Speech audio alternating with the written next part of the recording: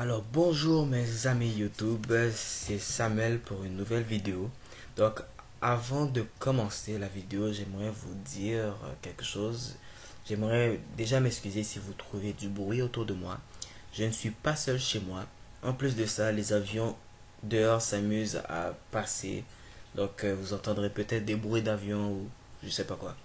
Donc commençons tout de suite. Le titre de mon cours aujourd'hui, c'est bien utiliser la message box ou la MSG box en auto-hit ou auto-hité.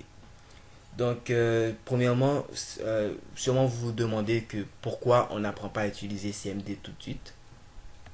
Pour répondre à votre question, il n'y a pas CMD en auto-hité. Pour ceux qui ne savent pas c'est quoi CMD, c'est ça en fait. C'est ce que vous voyez à l'écran. On va pas l'utiliser en auto-hit ou en auto-hité, il n'y a pas ça. On va tout de suite passer à la message box. Et c'est ça la message box. Donc je vais vous apprendre comment utiliser de A à Z. Ben, peut-être pas de A à Z, mais je vais vous apprendre comment bien utiliser au moins de bonnes bases. Comment utiliser ça et non ça. Alors débutons tout de suite. Au dernier cours, nous avons créé un petit exécutable qui ressemble à ceci. On va le supprimer. Je vais le supprimer puisque j'en ai pas de besoin.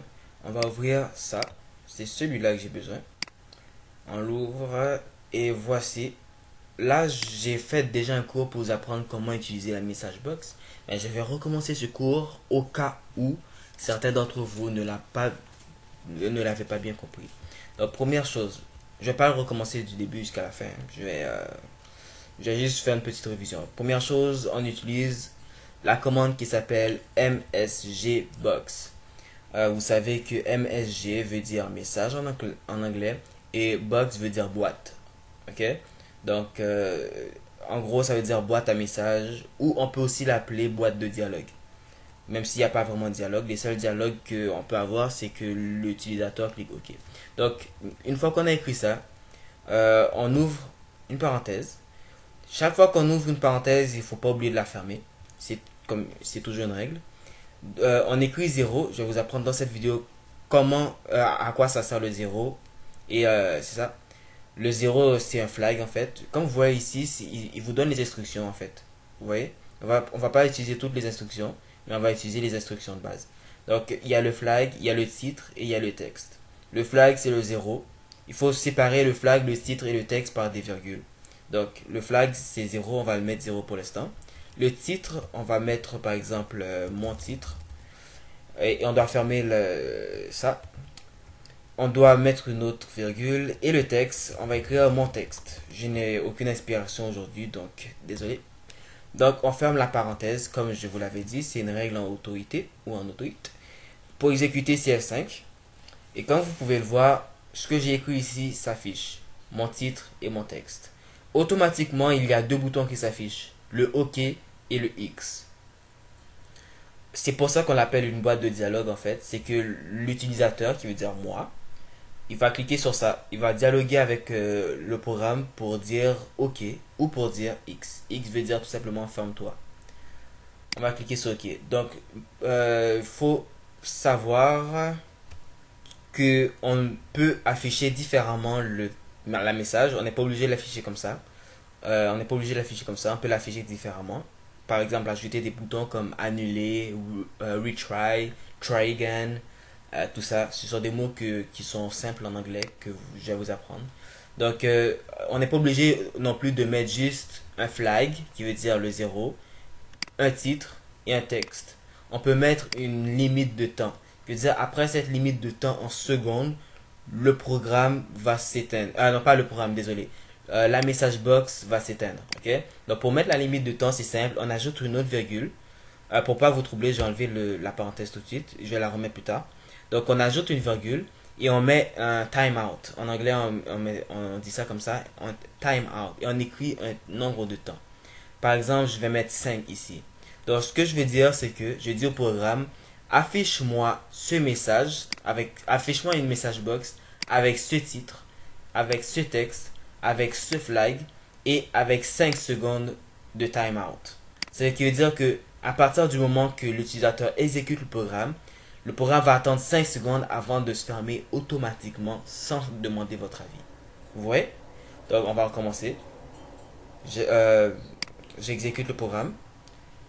1, 2, 3, 4, 5. Voilà. Maintenant, je peux mettre n'importe quoi ici. Ça se calcule en secondes. Je peux mettre 10 secondes. Je peux mettre 100 secondes. Je peux mettre le nombre de secondes que je veux. Sauf que ça ne sert à rien de mettre des secondes parce que, justement, ça sert à rien. Ça sert à rien de mettre tant de secondes, je veux dire. Parce que, c'est logique. Donc, pour que le programme attende la réponse de l'utilisateur, il faut tout simplement ne pas mettre de secondes. Donc maintenant on peut attendre indéfiniment, le programme va rester ouvert tout le temps, tout le temps, tout le temps, jusqu'à ce qu'on appuie sur OK ou jusqu'à ce qu'on appuie sur X. Voilà. Maintenant, maintenant on peut afficher le message d'autre manière aussi. Je vais enlever ça, désolé. Disons qu'on met 0,5 secondes. Et maintenant on peut ajouter un HWND. HWND, sincèrement, je ne sais pas qu'est-ce que ça veut dire, mais je sais comment l'utiliser. Sauf que si je vous explique maintenant comment l'utiliser, vous allez être très confus. Donc, ça s'utilise d'une autre manière. Donc, vaut mieux que je vous apprends comment l'utiliser une autre fois. Ce sera plus simple comme ça. Pour l'instant, donc, contentons-nous d'afficher 5 secondes d'afficher le message pour 5 secondes. Donc, voilà. Il reste ici jusqu'à 5 secondes. Maintenant, le flag. Le flag, c'est ce qu'on voit ici, le 0. Le flag, c'est la manière dont on affiche le message. Pour vous donner un exemple, je vais afficher par exemple 1 ici. Je vais afficher le message avec le flag 1. Voici comment le message s'affiche. Vous voyez, il s'affiche avec OK et Cancel. Maintenant, ce que je dis à l'ordinateur, c'est que je lui dis, au programme, je lui dis affiche-moi un message avec ce titre, avec ce message, avec 5 secondes de timeout et avec OK et Cancel comme bouton. Donc, je vais afficher. Sachez que OK en anglais veut dire tout simplement OK en français et Cancel en anglais veut dire annuler en anglais, en français. Ouais. Donc maintenant, si j'affiche 2 par exemple, le 2 veut dire OK et abort. Je sais pas si je le prononce bien, mais c'est comme ça. Donc, non, abort, retry et ignore. Ok? Je me suis trompé. Donc, c'est le 2, c'est abort, retry et ignore. Abort qui veut dire genre annuler, réessayer et ignorer. Donc là, maintenant, le 5 secondes m'énerve. On va l'enlever. Vous savez déjà comment l'utiliser de toute façon. Donc le 2 veut dire abort, retry, ignore. Et regardez bien, remarquez bien que le bouton X, on ne peut pas cliquer dessus. Ok? Donc on doit cliquer absolument sur abort, retry ou ignore. Ok? On doit cliquer sur un des deux. Donc comme je l'avais dit à un cours, peu importe sur quel bouton on clique, le programme va se fermer. Pourquoi? Parce qu'il n'y a rien après. Si on aurait mis par exemple un autre message box avec 0 ici par exemple, rien comme titre et un message ici, un message ici, et voilà. Donc maintenant ce que le programme va faire, il va exécuter premièrement ça, ensuite il va exécuter ça et ensuite il va se fermer. Pourquoi il va se fermer? Parce qu'il n'y a rien ici, il n'y a rien, automatiquement le programme se ferme quand il n'y a rien après. Ok, donc 0, je vais dire 2 ici, abort, retry et ignore, 0 ici. Donc je vais cliquer sur n'importe quel bouton et ça va exécuter la deuxième message. Voilà. Et ça se ferme. Donc il y a un code en fait. Le code c'est ici. Le flag a un code. Le code c'est ça en fait. Le code c'est ça. Il faut que vous reteniez par cœur, ok? Non. Vous pouvez prendre des notes de cours. Prenez des notes de cours. Première note de cours à prendre. 0 veut dire OK. En fait, non, je vais vous l'écrire.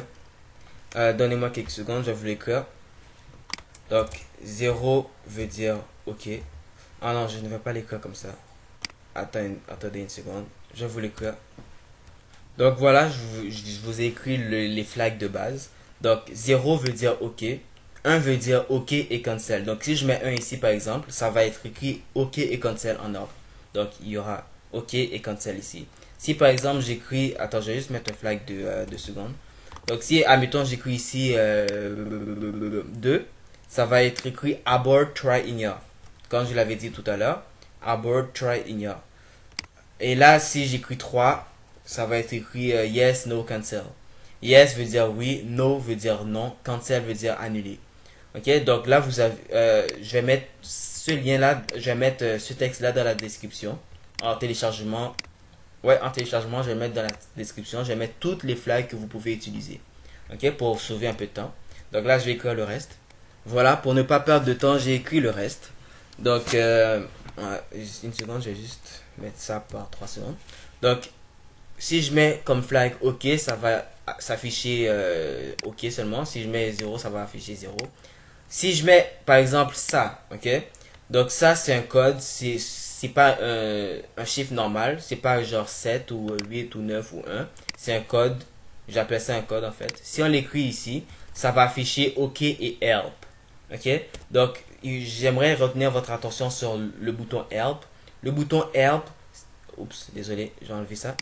Le bouton help, si vous cliquez dessus, ça ne fera absolument rien. C'est vous qui devez, là je clique depuis tout à l'heure dessus, c'est vous qui devez absolument faire une action chaque fois que, programmer une action, je veux dire, chaque fois que l'utilisateur va cliquer sur le bouton help.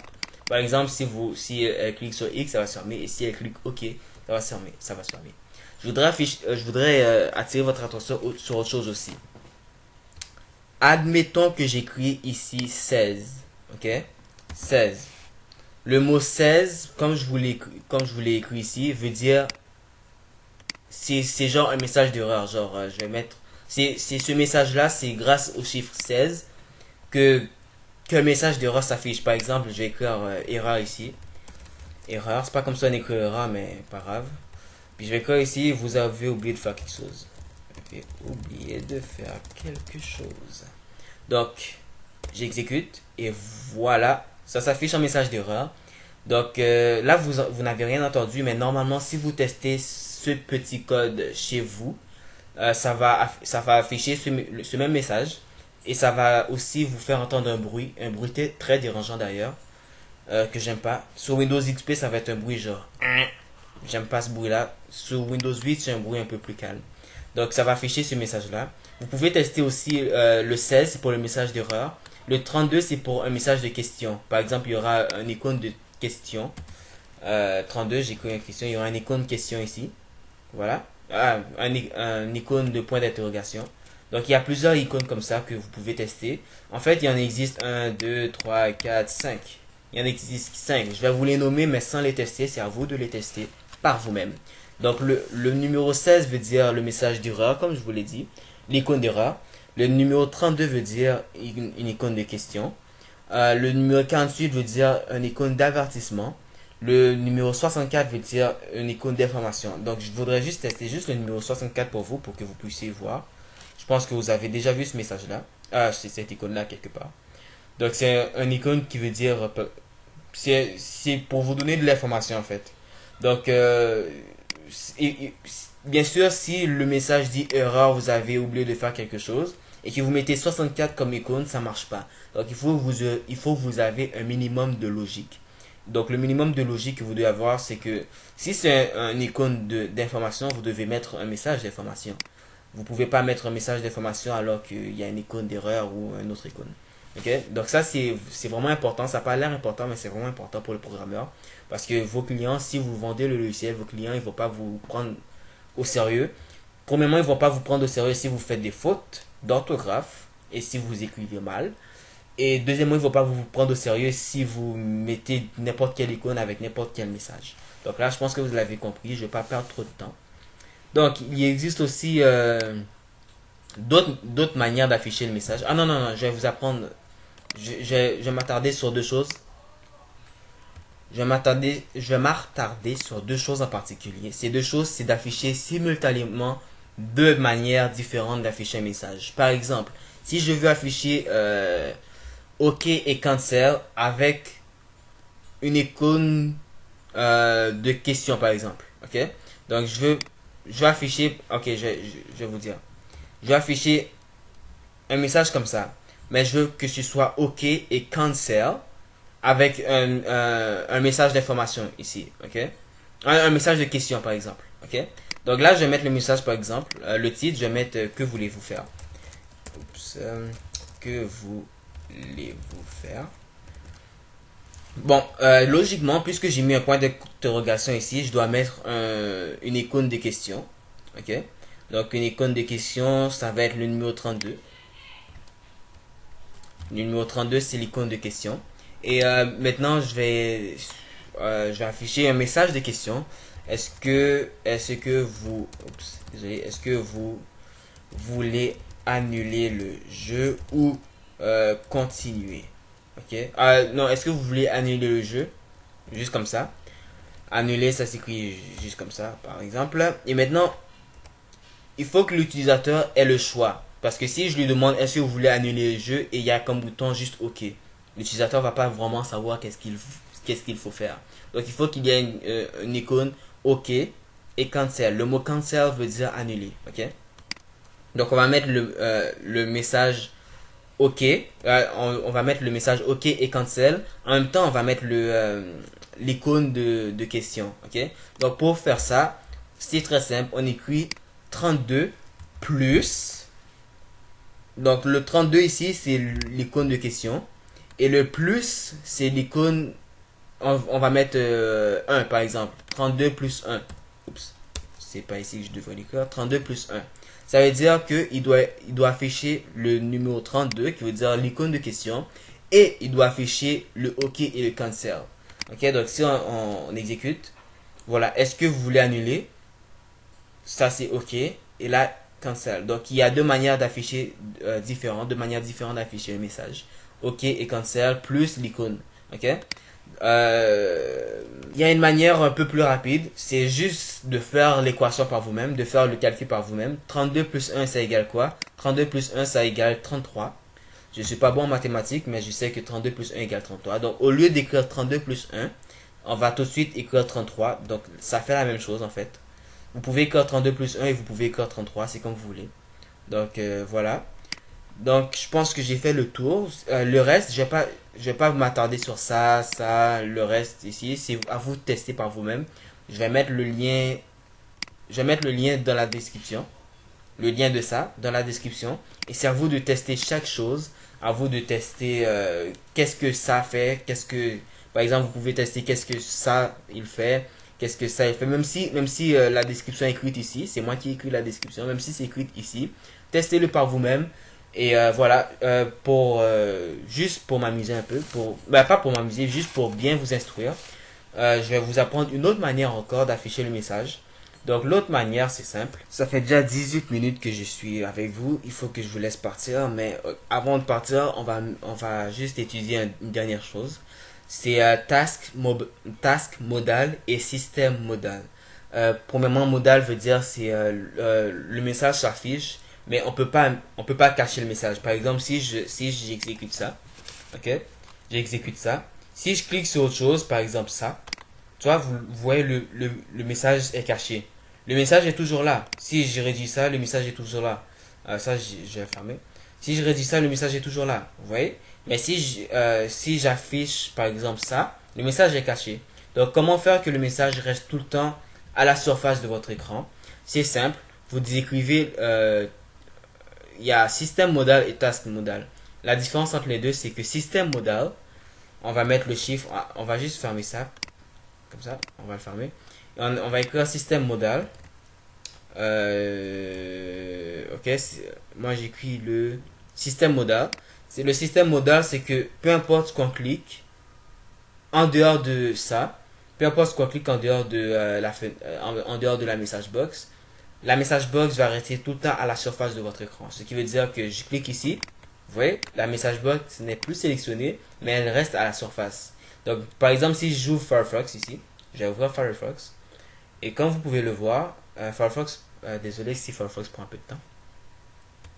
Comme vous pouvez le voir, le message reste tout le temps à la surface de votre écran. Donc ça, on appelle ça un modal. On appelle ça le système modal. Ce qui veut dire que le message reste à la surface de toutes les autres applications. Ok, donc toutes les autres applications qui peuvent être ouvertes votre, votre message reste tout le temps à la surface.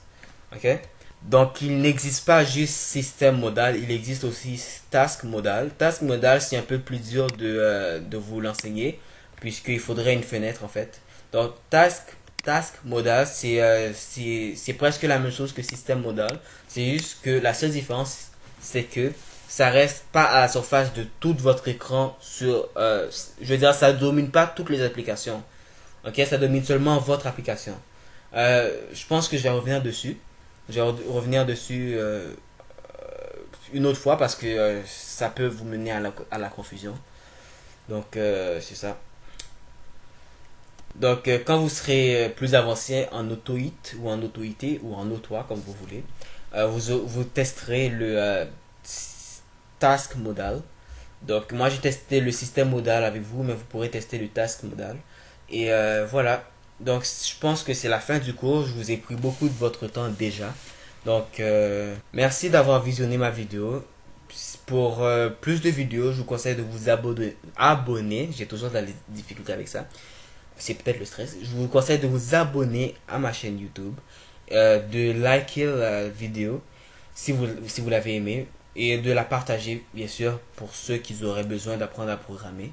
Moi, je trouve que AutoHit est un langage très, très bon, un langage simple mais très complexe. Voilà.